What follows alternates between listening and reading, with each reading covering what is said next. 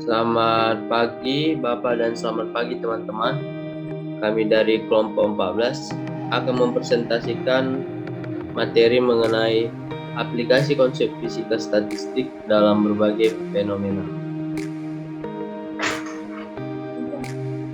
Sebelum kami mulai presentasi, saya akan memperkenalkan anggota pada kelompok 14 yaitu Angel Satsupauta, Boy David Purba, dan Ricardo Situmorang. Dan subtopik yang kami bahas yaitu yang pertama gerak acak partikel, yang kedua pasar saham, yang ketiga aplikasi statistik Maxwell-Boltzmann dengan gerak acak partikel untuk memprediksi fluktuasi saham, dan yang keempat yaitu dipol listrik, dan terakhir yaitu fenomena ledakan pada tabung gas. Pada materi pertama, saya sendiri akan menjelaskan yaitu mengenai gerak acak partikel atau gerak Brown. Gerak acak partikel atau gerak Brown adalah gerak acak partikel yang tersuspensi dalam suatu medium. Itu juga dikenal sebagai pedesis. Partikel-partikel yang mengalami gerakan Brown cenderung mengikuti jalan gerakan hijab, yang menyebabkan transfer energi sebagian atau seluruhnya di antara mereka. Contoh gerak Brown dalam kehidupan sehari-hari seperti pergerakan butir serbuk sari di air yang tenang, pergerakan debu dalam ruangan, molekul air, difusi kalsium melalui tulang, pergerakan lubang muatan listrik di semikonduktor, difusi polutan di udara, partikel plasma di dalam sel, dan gerak elektron dalam konduktor. Dan untuk materi selanjutnya akan dijelaskan oleh saudara Ricardo. Kepada saudara Ricardo diberikan waktu dan tempatnya. Baiklah, terima kasih kepada saudara moderator. Di sini saya akan melanjutkan pemaparan materi, yaitu mengenai penggunaan aplikasi fisika statistik dalam saham. Next.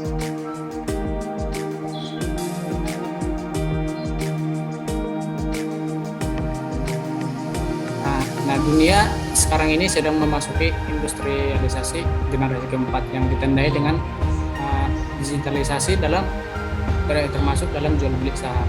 Nah, saham itu sendiri merupakan sertifikat bukti kepemilikan suatu perusahaan. Nah, di mana artinya pemegang saham akan memiliki hak klaim atas penghasilan dan aktiva perusahaan. Sedangkan pasar saham itu adalah tempat terjadinya jual beli sertifikat kepemilikan dari perusahaan tersebut. Nah, penggunaan statistik Maxwell-Boltzmann ini digunakan untuk memprediksi perilaku saham di bursa efek. Penggunaan statistik Boltzmann ini dapat dilihat hubungan yang erat antara volume saham dengan harga saham. Pola pergerakan dengan statistik ini pun tidak bersifat acak, melainkan mengikuti suatu pola pergerakan harga. Nah, ketika menggunakan statistik Maxwell-Boltzmann ini, maka kesesuaian prediksi tren pergerakan harga saham pun sampai menyentuh angka 69%. Sehingga statistik Maxwell-Boltzmann ini unggul dalam memperkirakan yang pertama itu harga saham, kemudian memperkirakan jangkauan lebar prediksi perubahan harga saham, dan yang terakhir itu kecepatan perubahan momentum yang sering mengalami ketertinggalan. Next. Kemudian selanjutnya itu aplikasi statistik Maxwell-Boltzmann dengan gerak acak partikel untuk memprediksi fluktuasi saham. Next. Statistik Maxwell-Boltzmann ini memiliki ciri-ciri di mana partikel dapat membedakan dan setiap keadaan dalam tingkat energi dapat diisi oleh lebih dari satu partikel. Nah, dalam memprediksi fluktuasi saham ini kita dapat menggunakan statistik Maxwell-Boltzmann karena saham suatu perusahaan itu tidaklah dibeli oleh satu orang, melainkan dibeli oleh banyak orang, sehingga ini memenuhi syarat yang digunakan dalam statistik Maxwell-Boltzmann. Kemudian ketika investor yang bersikap rasional mengetahui adanya informasi baru yang akan memengaruhi harga saham saat ini, maka investor tersebut akan cepat bereaksi terhadap informasi tersebut. Nah, sehingga harga saham yang terbentuk akan mencerminkan informasi yang tersedia secara cepat. Nah, dan harga saham bergerak tingkat harga yang sesuai dengan harga saat ini. Berdasarkan hal tersebutlah maka harga saham dapat disebut juga bergerak secara acak atau random dan dapat diasumsikan mengikuti proses Markov. Next.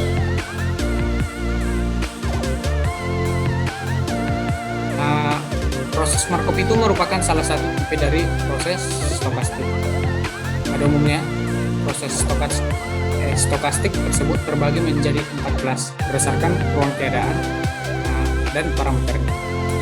Pada pemodelan pergerakan harga saham, waktu yang dibutuhkan dalam mengamati pergerakan tersebut merupakan suatu interval waktu. Next.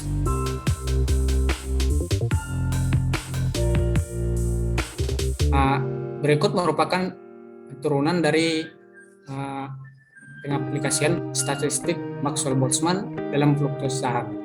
Nah, jika kita misalkan kita simpulkan ST adalah harga saham pada saat waktu T dan mu merupakan ekspektasi tingkat pengembalian atau return saham per satuan waktu, maka besar pengembalian saham yang diharapkan dari harga saham ST adalah sebesar UST.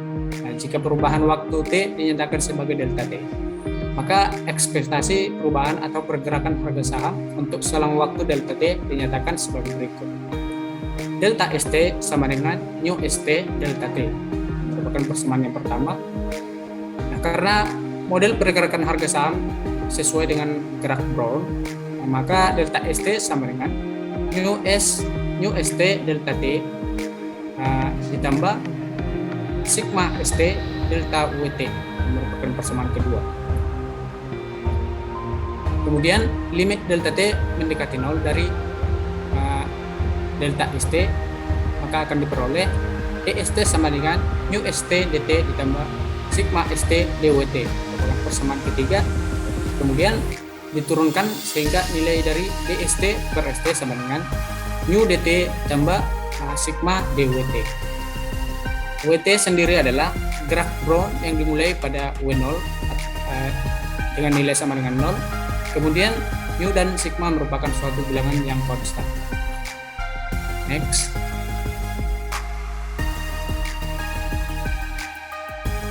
Kemudian selanjutnya jika dilakukan pengintegralan terhadap persamaan 3 di atas, maka nilai dari integral T dikurang 1 menuju T dari fungsi DST per ST sama dengan integral T dikurang 1 menuju T dari fungsi mu DT tambah sigma DWT. Kemudian diturunkan lagi sehingga D dikali dalam kurung len ST batas bawah T1 batas atas T sama dengan mu T batas bawah T dikurang 1 batas atas T ditambah integral T dikurang 1 menuju T dari sigma DWT. Kemudian diturunkan dari len ST dikurang len ST dikurang 1 sama dengan mu DT ditambah integral T kurang 1 menuju T dari nilai sigma DWT. Next.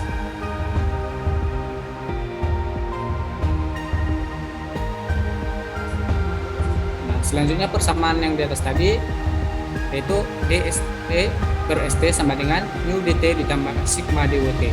Kemudian nilai ST dimasukkan ke sisi kanan sehingga DST sama dengan mu ST DT ditambah sigma ST DWT.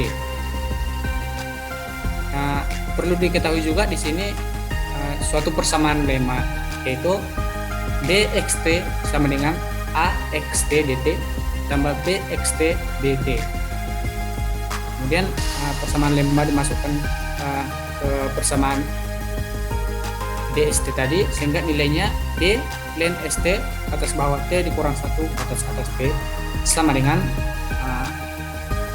0 tambah mu ST 1 per ST ditambah 1/2 dari sigma kuadrat ST kuadrat dikali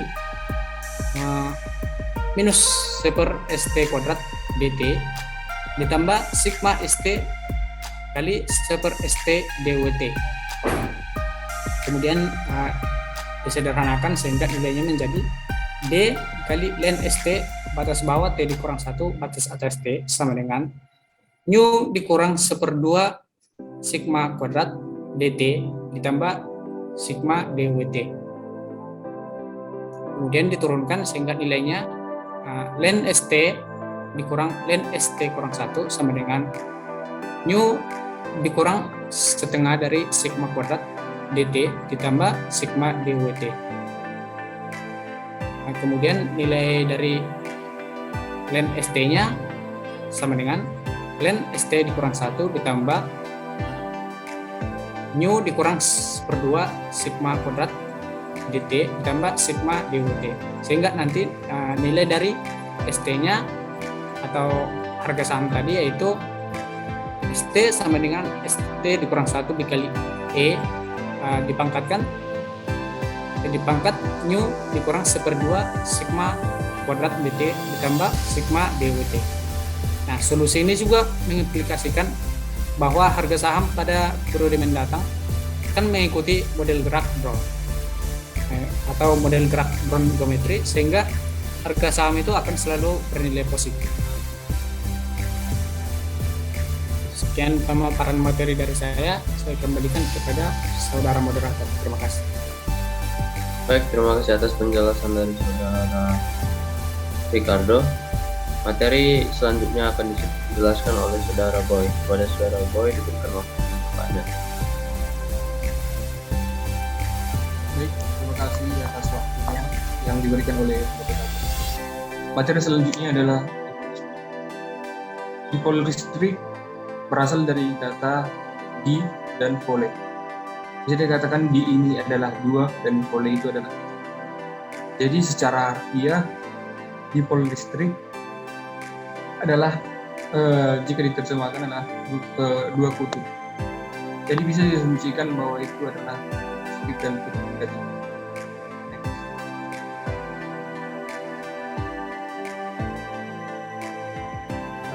Fenomena yang mirip dengan atom magnet yang dijumpai pula pada assembly momen dipol listrik. Misalkan kita memiliki sejumlah atom atau molekul sejenis yang masing-masing memiliki momen. Di dalam assembly tersebut kita berikan E dan listrik T.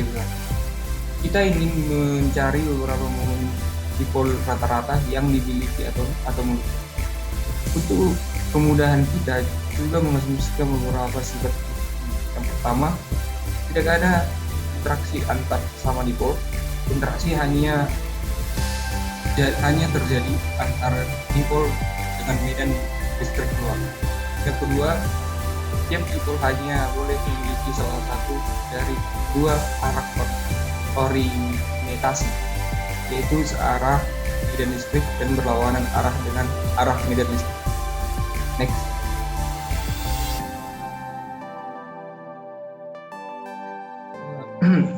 Energi interaksi antara dipol dengan medan listrik dapat dirumuskan seperti U sama dengan minus P faktorial dikali E faktorial.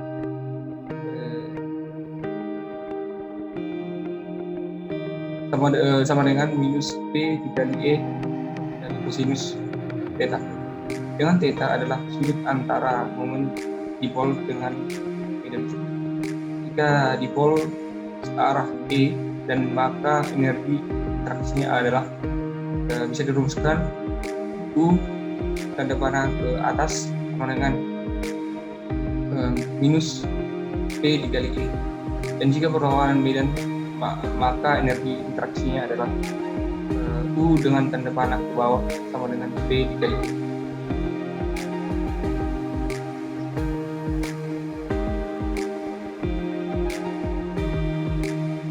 Dengan demikian mencari momen dipol total sama dengan saat kita mencari momen yang hanya dengan mengganti variabel yang ekuivalen sebagai berikut.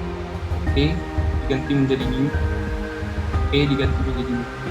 Dengan melakukan penggantian tersebut, akhirnya kita dapatkan momen dipol rata-rata antar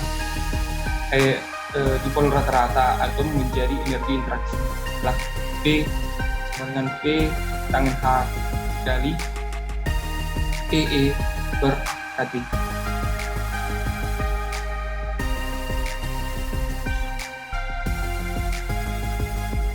Materi yang berikutnya adalah fenomena ledakan pada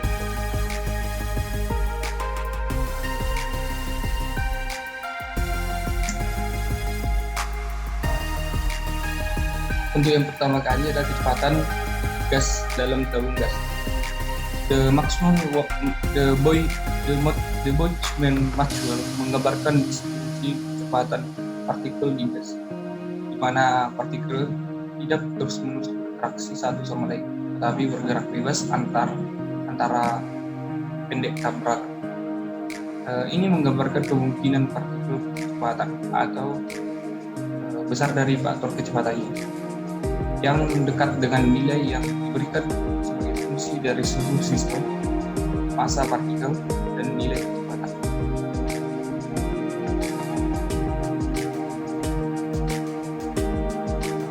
Berikut gambarnya. Gambar yang pertama, terdapat tabung gas, kompor, dan juga masakan. Ketika dinyalakan, tabung gas akan memasak apa yang mau kita masak. Dan yang gambar kedua adalah ketika dimatikan.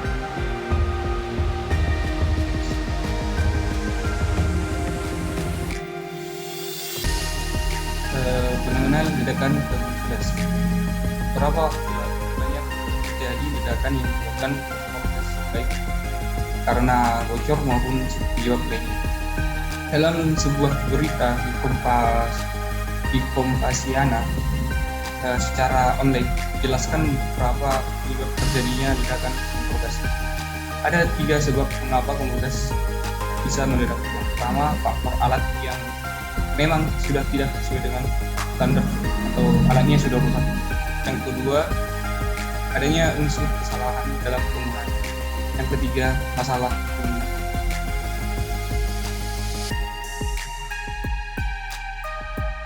Maka dapat disebutkan aplikasi distribusi Maxwell-Boltzmann dapat diterapkan pada tabung gas untuk keperluan sehari-hari. Pada saat menyalakan kompor gas, yang berarti menaikkan suhu pada tabung gas sehingga molekul gas di dalam tabung gas bergerak lebih cepat daripada saat kompor gas dimatikan. Untuk itulah penggunaan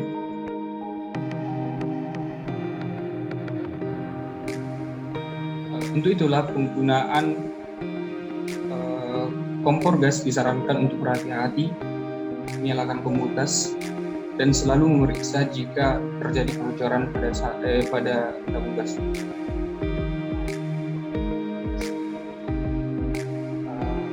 Jika dirumuskan, itu sama dengan M sama dengan U integral setengah G dikali epsilon ditambah UB dikali B epsilon dikurang G dalam kurung epsilon dikurang UB dikali B epsilon D epsilon.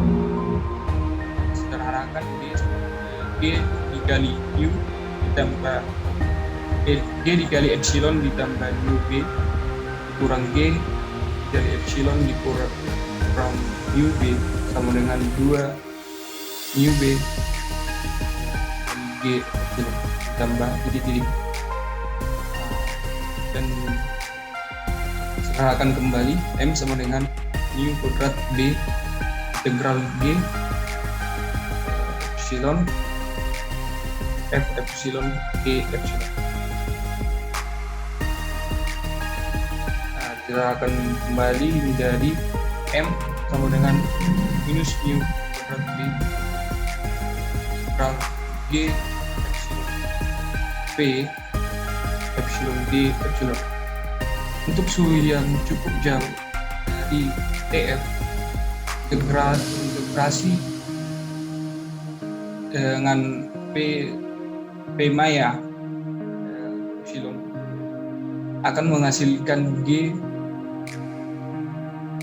epsilon F sehingga rumus akhirnya adalah M sama dengan mu kuadrat B G dikali epsilon F sama dengan 3/2 N dikali mu B per KTF.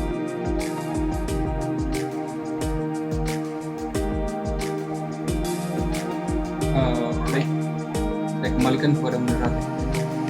Baik, terima kasih atas penjelasan dari saudara Roy.